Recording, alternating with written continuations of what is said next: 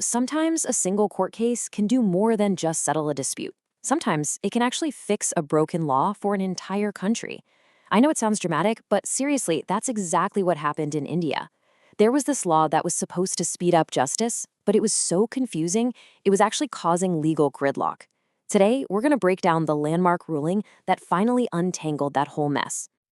Now, you're probably thinking a case that reshaped a whole country's justice system must have been some kind of high-stakes constitutional drama. But nope. This story starts with a simple disagreement over building a few bridges. So how on earth did an ordinary business conflict end up creating a legal roadmap for every single civil court in the nation? Let's dive in and find out. Okay, so let's meet our main players. On one side, we have Afcons Infrastructure, the main contractor building a series of bridges. And on the other, Cherian Varkey Construction, a subcontractor they brought in to help. A fight broke out over payments, a pretty common issue in the construction world. But here's where the real problem started. When they went to court, they had no prior agreement to settle things through something like arbitration. And that created a total deadlock. Cherian Varkey went to the court and said, hey, let's do arbitration, but Afcons just refused. The lower courts were completely stuck. Could they force a company into arbitration if they didn't agree to it? The crazy part is the very law that was supposed to clear this up, Section 89 of the Code of Civil Procedure, was so full of errors and contradictions, it gave them no clear answer at all. And this, right here, is the heart of the problem. Section 89 was created with a really great goal, to encourage what's called alternative dispute resolution, or ADR, to help clear up these massive court backlogs. I mean, the idea was fantastic, right? Send cases to faster, cheaper routes like mediation or arbitration instead of a full-blown trial. But the way it was written, oh man, it was deeply, deeply flawed. Okay, so picture this. The court is like a traffic director, trying to guide all these cases onto less congested roads. The promise of ADR was this vision of a smooth, fast-flowing system. But Section 89, the map the director was using, was just full of mistakes. So instead of clearing traffic, it was causing these huge procedural pileups, because lawyers just started arguing about what the map even meant. And look, we're not talking about some vague language here. These were specific, glaring errors. For one, the law told judges to suggest settlement terms before they even knew the real details of a case. Even more baffling, and you're not going to believe this, it looks like there was a literal typo in the legislation that swapped the definitions for mediation and judicial settlement. These weren't minor hiccups. They made the law practically unusable and created absolute chaos. So, into all this chaos steps the Supreme Court of India.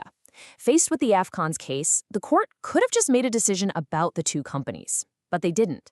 They saw a chance to do something much bigger, to finally untangle this mess of a law, Section 89, once and for all, and create a clear, practical roadmap for every court in the country to follow.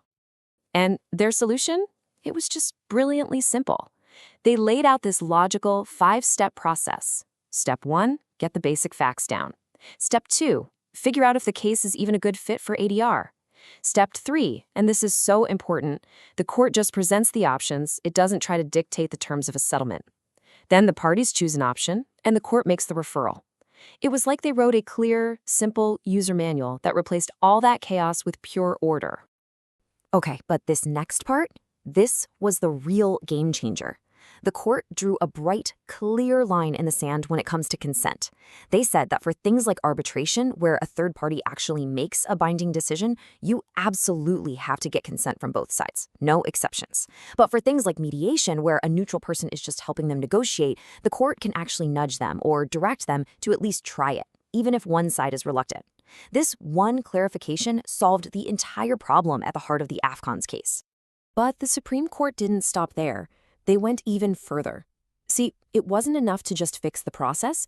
They also gave some really practical advice on how to use it well. Like, how should a judge actually decide which cases are a good fit for these alternative routes and which ones really need to stay in court for a full trial? And this guide they came up with is just pure judicial wisdom, honestly.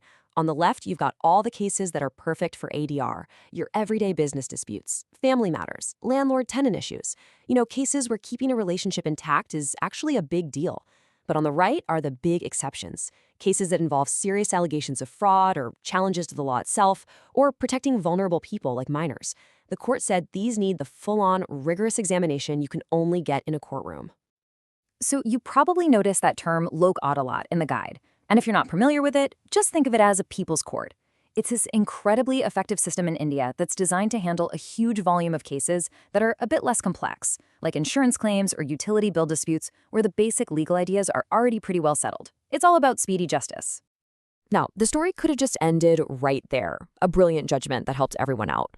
But the true lasting legacy of the Afcons case is how its simple logic and clarity stuck around, and how it went from being just a really smart guideline to becoming the actual law of the land.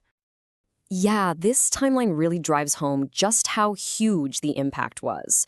I mean, for 13 years, the Afcons ruling was the definitive guide that all the lawyers and judges were using to make sense of Section 89.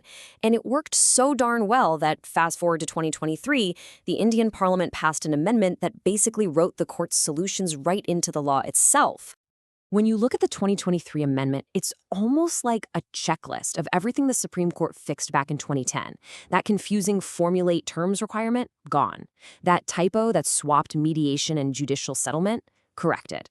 The whole process was streamlined and updated to fit with newer laws.